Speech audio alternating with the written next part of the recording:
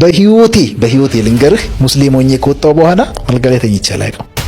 ያልተራብኩበት ወር ያልተራብኩበት አመት የለም። ምን እንደሆነ አላውቅም። ወላሂ ሽንት ጨርቁን በማሸትበት ሰዓት ወላሂ ራስ ምታት ይተወኛል። እኔ በህይወት እስካለው ድረስ ልጄ ስማለው ብለህ አታስብ የተባልኩበት ቤተሰብ አለኝ። ዱንያ ነገ ከነገ ወዲያ ልሞት እችላለሁ። ነገር ግን ከአላህ ጋር ያለኝ ነገር ከተበላሸ የዘላለም ሞትኩኝ የምለው የዛኔ ነው። ህይወት የምለው በቃ እስትንፋሴ እስልምና ነው። በቃ የፈለገ ነገር ቢሆን የፈለገ ችግር ይመጣል፣ የፈለገ ነገር ቸገራለሁ፣ ማደሪያ ትቼ ስንት ነገር ውጪ እንትን እያልኩ ለራሱ እያደርኩኝ ከአላህ ጋር ያለኝ ነገር ብቻ ሰላም እንዲሆን ነው ፈልገው። ከዘራ ይዞ ነገ ሞት ዛሬ ሞት ብሎ እንደሚሄድ ሰው ውስጤ ጎብቷል። እኔ ሐቂቃ ወረበል ከአባ ምንም ብር የለኝም። እጄ ላይ ያስቀረውት 50 ብር የለኝም። እዚህ ቃሊቲ እንትን ላይ ተወሰደብኝ ኑሩክ ፍተሻ። ከዛን እዚህ ጀርመን አደባባይ ላይ ወርጄ ነበር ወደ ቤት የምገባው። 50 ብር እጄ ላይ የለም። ያለኝን ሰጥቼ ተነጋግሬ ያለኝን ጉቦ ከሰጠኝ በኋላ አሳልፈሃለሁ ብሎኝ ሌላ ሰው ልኮብኝ ያዘረፈኝ ያስወረሰኝ ታውቃለህ። ደህና ብር እጄ ነበር የዛኔ። የታባቴ ልግባ ልጅ ያለ ቤት እንዴት ላድርግ? በቃ መሆኑን አጣው። ቤት ውስጥ እንደዚህ የሚበላ የተወሰነ ጊዜ አለን። ለራሴ ነኝ አስፈጭቼ የማስገባው ምንም ምለው በቃ ደህና ኑሮ እንትን እያልኩ ነበር። በኋላ ላይ በቃ አሁንም ያ ችግር መጣ እንደገና። ልጄ 7 ወር 8 ወር ምናምን ሲሆነው በቃ በጣም ተቸገርኩኝና አንድ ቀን ወላሂ በህይወቴ የማረሳውን አንድ ሰው በዚህ አጋጣሚ ይችን ፕሮግራም እንኳን አይቶ ወላሂ ሊያስታውስ ይችላልና ቶፊቅ ዩሱፍ ሙነሽዱ። ኦኬ ቶፊቅ። እሺ እሱ ወላሂ አላህ ኸይር ጀዛውን ይክፈለው። እኔ በህይወቴ በቃ ፌስቡክ የሆነች ትንሽዬ አይቴል ስልክ አለኝ አሮጌ ተጭናት፣ በሷ እየተጠቀምኩኝ እሱን እዛ ላይ ያየሁት ነሺዳውን አውቃለሁ። ጻፍኩለት፣ አረፋ ደርሷል። የተወሰነ ቀን የቀረው ቤት ውስጥ ምንም ነገር የለኝም። ያችን ስልክ ለመሸጥ 500 ብር የሚገዛኝ የለም፣ ተሰባብራለች።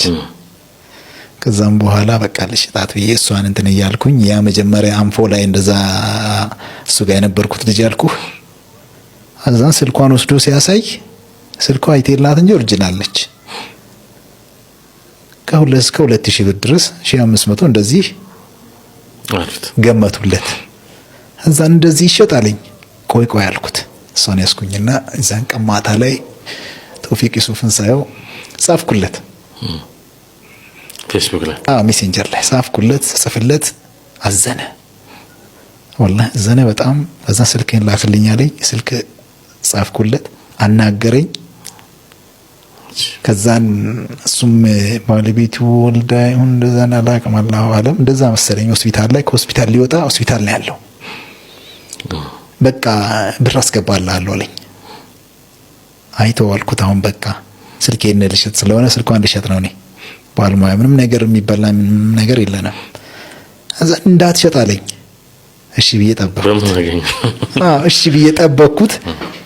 ነገ ነው በዓሉ የረፋይድ። እስከ ጧት ድረስ አላከልኝም ነበር። ከዛም በኋላ የሆነች ትንሽዬ ስልክ እሷ ነበረች። እሷ ሲሜን ከተትኩኝና ስልኬን ሸጥኩኝ። ስልኬን ሽጬ ልጁ ብር አምጥቶልኝ 1700 ብር ተሸጠች። በእሷ ተደስተን በቃ የሆነ ነገር እየገዛዛው እያለ ተደወለልኝ። ከዛን አስገብቼልሃለሁ አይለኝም 2000 ብር ነው። ወላሂ አላህ ነው የሚያቀኝ። የዛን ቀን የተደሰትኩት መደሰት በቃ በጣም ሆኖ አጣን። ተደሰትኩ አልኩ። በቃ በዛው ዋልን። በጣም ቆንጆ በዓል ዋልን። የዛን ቀን ሰፈሩን ቆንጆ ነው። ከዛን በኋላ ላይ በቃ ስንክሳሩ አለ ልጁ አማር ነው። አማር ነው። አማር አለ አሁንም አለ። አሁን ስንት አመት ነው? አሁን 6 አመት ጨረሰ። 6 አመት። ወደ 7ኛ። ከዛ በኋላ ወደ ባሌ እንዴት ሄዳችሁ? ከዛን ታውቃለህ ያው ማጣተም አንዳንድ ከባድ ነገር አለ ቤተሰብ አካባቢ ላይ። ማጣት ብቻ አይደለም በጣም በቃ እና ችግሬ እየበዛ ሄደ። አሁን በቃ በጣም እየተቸገርኩ ከዚህም በላይ ሆነ። በቃ በጣም የሆነብኝ ሄደ። ምንም ነገር አንስቼ መቅመስ ያቅተኝ ልጅ ያለ ሌላ ሶስተኛው ሰው ወላሂ ልጁ ትንሽ ነገር መቅመስ ምናምን ጀምሯል። ምን ልስጠው? ወተት አስለምጃለሁ። ስንት ነገር አለ። ምንም ነገር ቤት ኪራይ አለ።